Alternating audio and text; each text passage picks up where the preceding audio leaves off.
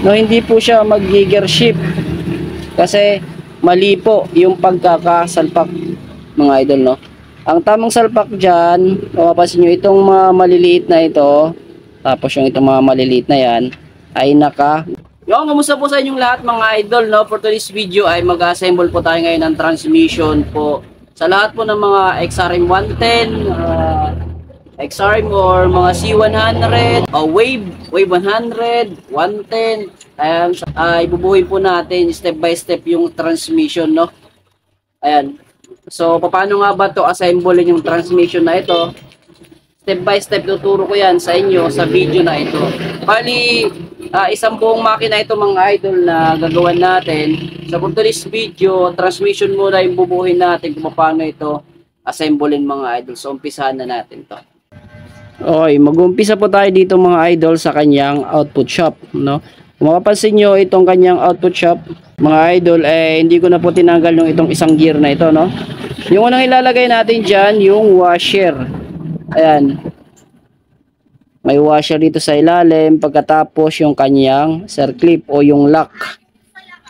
Next, itong gear na ito mga idol, no? Ayan. Yung gear na ito na may pagkabila na mayroon pong mga paa. Okay? Next naman nilalagay natin yung circlip. Ayan. Okay? So, okay na mga idol. Okay? Pag naikabit mo na to, mayroon po yung bawat circlip mga idol. Lagi nyo tatandaan, may kakibat po yan na lock o lock washer. Parang nut mga idol. Okay? So, may kakibat po siyang ganito pag may mga ganitong klaseng clip, no? Sa ibabaw. Ayan. Okay. So, dito mapapansin nyo sa baba, nakita nyo, ito po yung lock. Pero, tapos, meron po siyang washer. Ganun po yung mangyayari mga idol. Bakit po meron po washer? Para dito po sa part na ito, hindi po ito masira o hindi po ito kumiskis dito yung gear. Kaya mayroon po siyang lock washer. Ayan. Okay. So, next naman na ilalagay natin dito ay yung may washer na siya. Itong gear na ito mga idol. Okay. Ayan. So, hindi kayo magkakamali sa gear na ito dahil mayroon po itong butas. Ayan. Okay. Tapos yung mga butas na ito, itong mga pana ito, doon to papasok. Yon. So, may dalawa na po tayong gear na nilagay. Oh. Lock, tapos at saka washer. Okay. Then, another lock uli mga idol. Meron lang tayo ditong lock na naman. Yon. Then, after that, next natin, itong gear na ito. Okay. Yan, so kahit naman mabaliktad yan, kung magkamali kayo, okay lang. Pero tatandaan nyo, itong may parang patulis. Kasi nakikita nyo dito sa part na ito, may parang matulis sa side. Papasok po siya, kaya ito papasok din. Pero kahit mabaliktad mong salpak yan, ay gagana rin naman yan. Okay? Pero yung tama, pag ganito mga idol. Okay? Dahil yung pinaka-last dyan, yung washer. Yun. So, okay na tayo. Oops, sorry. So, hindi po nagtatapos dyan kasi tatlo pa lang yung gear na yan, no? Bali, 4 po yung gear natin dito. Ayan. So, kung makapansin nyo, meron yung washer. Okay. So, next naman natin ilalagay dito, mga idol, ay ito pong kanyang bushing. Okay. Tapos, next yan itong gear na malaki. Kung makapansin nyo dito sa ating gear na malaki, meron po siyang malalim na part. Tapos, medyo mababaw na part. Okay? Yung itong medyo mababaw na part, papasok po ito mga idol dito. Yun. Yan, no? Ganyan po yung nagyayari niya pag nag-ship. Alright. Then yung pinaka-last dito sa ibabaw, yung kanyang washer. Yon. So, okay na tayo dito sa ating output shop. No, may 4 na po siyang gear. Dito sa side na ito, mula sa malaki, paliit yung kanyang gear, mga idol. Okay? Yan. So, ito nga palang motor na ito, mga idol. Ito po ay Motorstar. Okay? Motorstar po ito. Okay, so buo na po itong ating output shop. Next naman natin gagawin, mga idol, yung kanyang input shop. Dito po nakakabit yung ating clutch. So, sa part na ito, mapapansin nyo, hindi ko na po tinanggal yung mga circlip dyan. Yan, mga idol. So, ito pong gear na ito ay diretso po dito sa kanyang shafting na ito. Tapos, next na ilalagay natin dyan, itong gear na sunod yung laki dito, no? Ayan. Tapos may mga paa. Tapos maglalagay din po tayo dyan ng, yan, mga idol, oh. Lagay tayo dyan ng circlip. Ayun lang. Fade out. May circlip, tapos may washer, mga idol. Ayan, no? Palagi ang magkakambal, no? Clip, tsaka washer. Then, next naman natin itong gear na ito, mga idol. Tapos, yung ating lock dito sa part na ito. Ayan. So, inulit ko, pag may lock, mayroon po siyang lock washer. Okay. Yan na po yung circlip natin. Then, washer yung sunod niyan. Tatandaan nyo lagi yan. Then, dito sa last part na ito, hindi kayo malilito dito kasi mayroon po itong butas. Sa kabila, wala. Itong may butas, dito yan. Shoot yan, shoot. Yon, shoot. Yan, so, madali lang dito sa isang part na ito kasi hindi ko na po tinanggal mga idol. Okay. So, wala na po siyang washer dito kasi mapapansin nyo, may umaumbok po yung pinaka last part dito. Okay. Pero kung walang ganitong klaseng maumbok at may washer yung sa inyo, ay magwa-washer kayo dyan. Pero dito po, sa pinapakita natin dito ay wala na po siyang washer sa ibabaw. Yan. Kasi yung iba kasi may washer, mga idol, dito sa last part na ito. Okay. So, buo na natin yung ating output shop at saka yung ating input shop. Pag didikitin natin silang paganyan. Alright. Okay. So, ganyan po yung pagsalpak niyan. So, isasalpak na natin. Sa pagsalpak natin dito, isasama natin po yung kanyang shifting drum. So, sa shifting drum, mga idol, parang kayo malito, baka ganito nyo siya may pakabit. Ayan, o. Baka ganyan.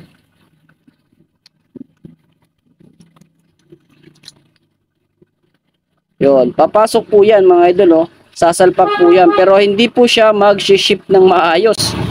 No, hindi po siya mag-gear shift. Kasi mali po yung pagkakasalpak, mga idol, no. Ang tamang salpak diyan, mapapansin niyo itong mga maliliit na ito, tapos yung itong mga maliliit na yan ay naka-ganyan. Okay? Tapos itong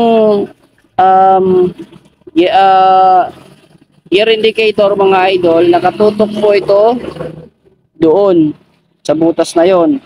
So, ang pagkakalapat nito ay pag ganito. Yung dalawang maliliit ay nasa loob, yung medyo mataba nasa labas. Tapos tandaan nyo, itong gear indicator na primera, segunda, tercera, neutral ay nakatutok po doon sa butas na yon. Tapos itong clutch naman sa bandang taas at itong output shop dito sa butas na yan. Okay?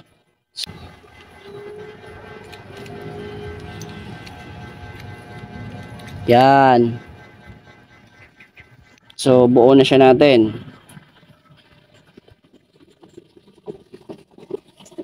Okay, so itong gear indicator, magkatapat po sila dito ng output, yung papunta po sa sprocket. Okay? Then, salpak na natin yung paganyan. Okay, tutok lang natin sa mga butas. Ayan, paganyan po siya. Salpak natin, napansin nyo, wala pa yung bearing, kabit muna natin.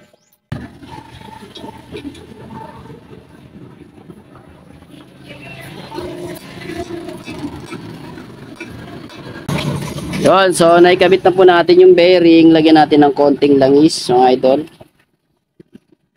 Langis-langis, pati yung bearing. Yan, dyan na rin. Okay. Meron na po siya langis. Then, isalpak na natin.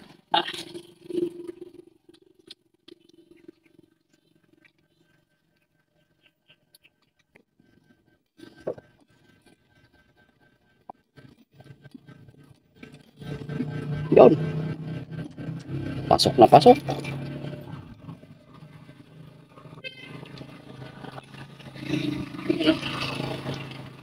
Yun, gumagana. Tagumpay.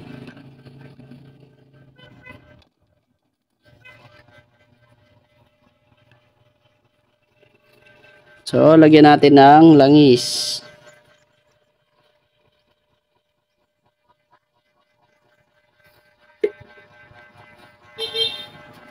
Okay, yung washer dito sa ibaba.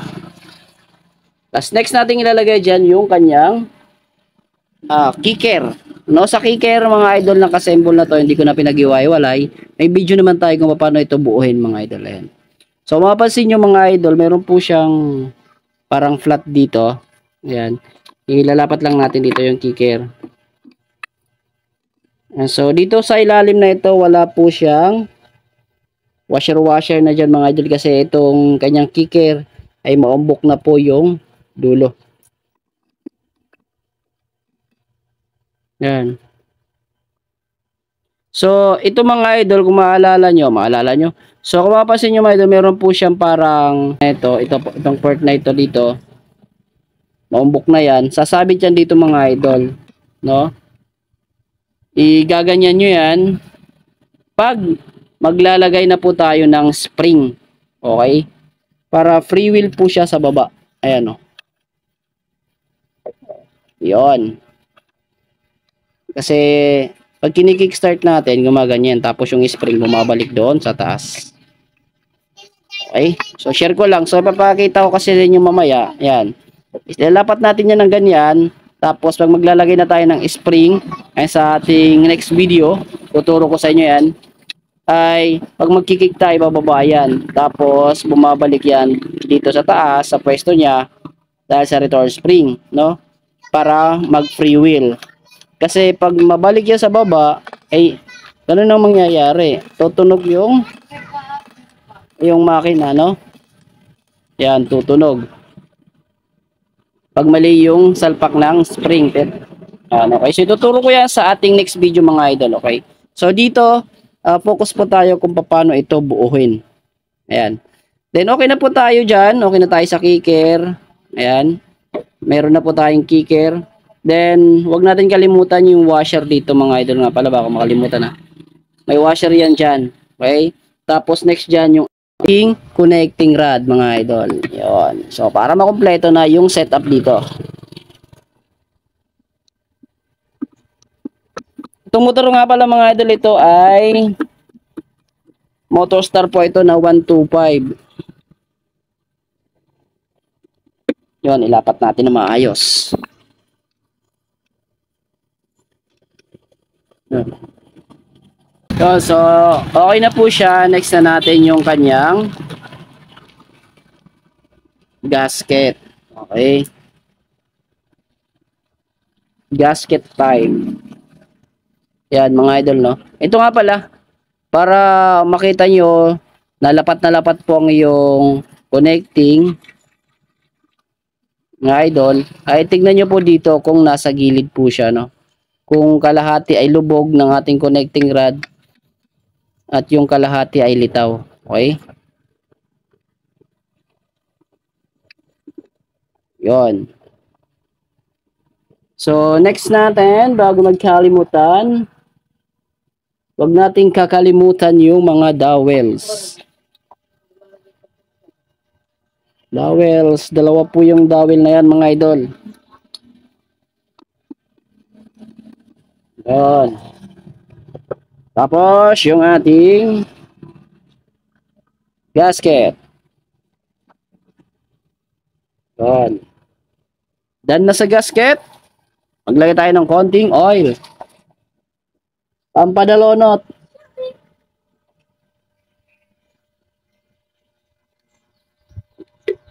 Mga idol, may pampadulas lagi yan.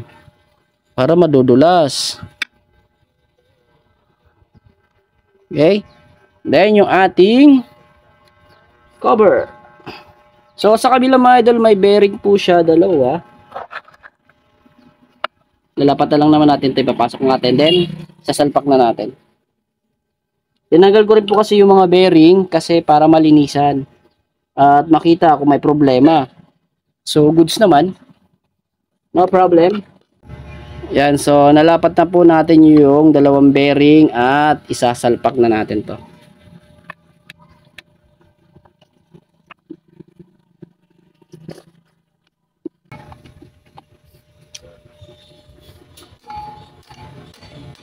Yan, salpak na salpak.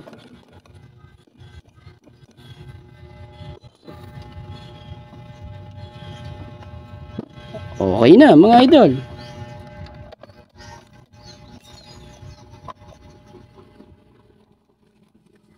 Yan. Alright na alright. Lalagyan na lang natin ng mga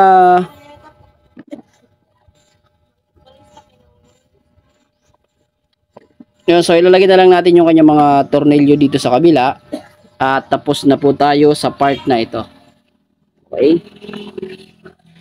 Ito nga pala yung kanyang gear indicator mga idol. Kung mapapansin nyo, mayroon po siyang patusok. Pero po doon butas. Itong patusok na ito, doon natin lalagay ito sa butas.